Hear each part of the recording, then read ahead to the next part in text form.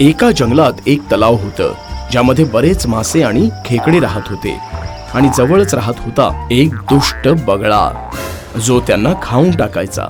हळूहळू मासे आणि खेकड्यांची संख्या कमी होत चालली होती. पण आजचं वातावरण जरा वेगळंच होतं. काय झालं बगळ्या? आज इतका उदास का आहेस? आज नाही खाणार आम्हाला? हो हो, बोल ना बगळ्या, काय झालं? मी ऐकलंय की हे जंगल संपवण्यात येणार आहे. मग हा तलावही राहणार नाही आणि ही झाडं सुद्धा, आणि तुम्ही सर्व पण मारले जाणार.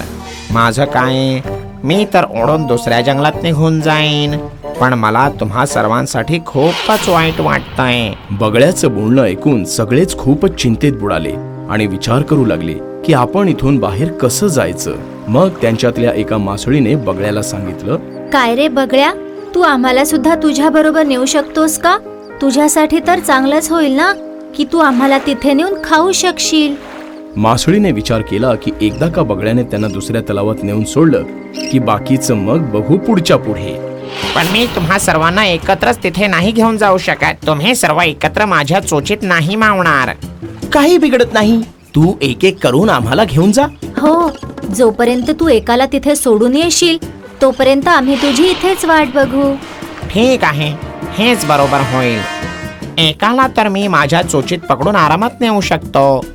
बगळा खुश झाला की हे सगळे मासे जे त्याच्यापासून दूर पळत होते आणि त्याला पकडता न आल्यामुळे त्याची मस्करी करायचे, आज ते स्वतःच त्याच्या बरोबर यायला तयार आहेत. आता येणारच ना माझ्या चोचीत तुम्ही?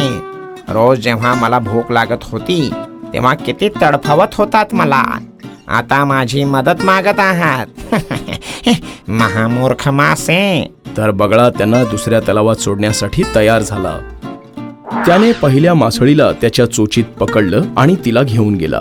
थोडं दूर गेल्यावर तो एका खडकाजवळ बसला. बगळ्या, इथे तर मला कुठलाच तलाव दिसत नाहीये. हे तर कुठलं वाळवंट वाटतंय. अगदी खरं बोललीस. इथे कुठलाच तलाव नाहीये. खूपच हसायचीस ना तू मला. आता कधीच नाही हसू शकणार.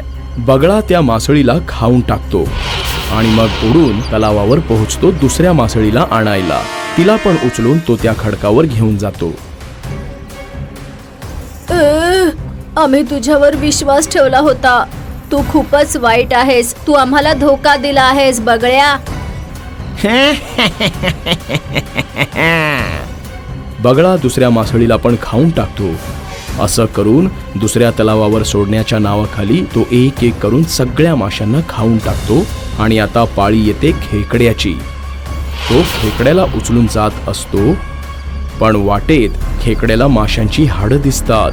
त्याला तेव्हा संशय येतो आणि तो त्याला विचारतो, बगळ्या, आपण कुठे जात आहोत?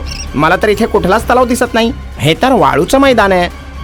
हो, तो तर खरंच खूप हुशार आहेस रे खेकड्या.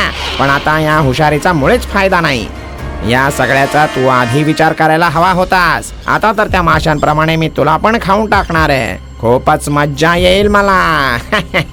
पण खेकडा सुद्धा काही कमी नव्हता.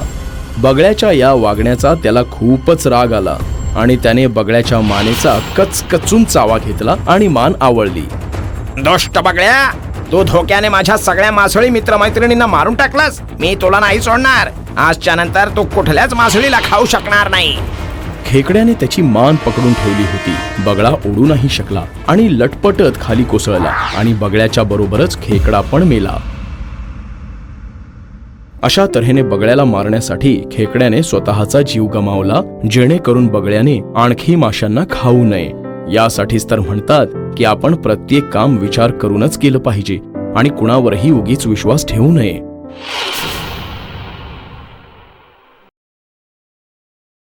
हाय, मी आहे शायनी. जर तुम्हाला मला असंच पाहायला आवडत असेल तर हा व्हिडिओ नक्की शेअर करा आणि हो, हा चॅनलही सबस्क्राईब करायला विसरू नका.